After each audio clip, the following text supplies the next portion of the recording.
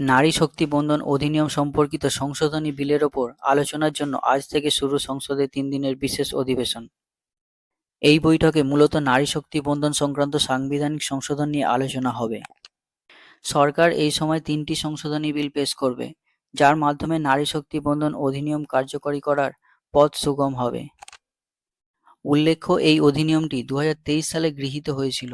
এতে লোকসভা এবং রাজ্য বিধানসভায় মহিলাদের জন্য 33% আসন আরক্ষণের প্রস্তাব দেওয়া হয়েছিল।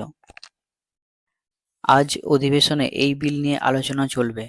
ভারতীয় গণতন্ত্রকে আরও প্রাণবন্ত এবং অংশগ্রহণমূলক করে তুলতে আইনসভাগুলিতে মহিলাদের জন্য সংরক্ষণের দাবি করেছেন প্রধানমন্ত্রী নরেন্দ্র মোদী।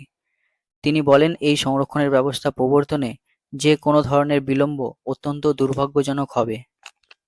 2029 সালের লোকসভা ও বিধানসভা নির্বাচনের আগে লোকসভা ও রাজ্য বিধানসভাগুলিতে নারী সংরক্ষণের বাস্তবায়নে সর্বদলীয় সমর্থন চাইলেন প্রধানমন্ত্রী নরেন্দ্র মোদী।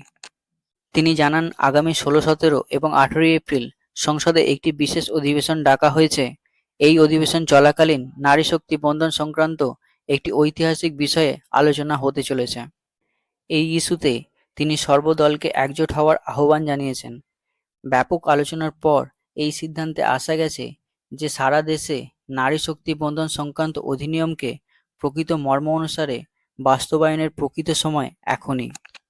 2029 সালের মধ্যেই লোকসভা ও বিধানসভা নির্বাচনে নারী সংরক্ষণ ব্যবস্থা চালু রাখা অপরিহার্য বলে জানান প্রধানমন্ত্রী নরেন্দ্র মোদী। এক কণ্ঠে যাতে এই সংশোধন বিলটি পাস হয়, সবাইকে একজোটে সেই আহ্বান জানিয়েছেন তিনি। তিনি বলেন, এই মুহূর্তটি কোনো দল বা ব্যক্তির ঊর্ধ্বে।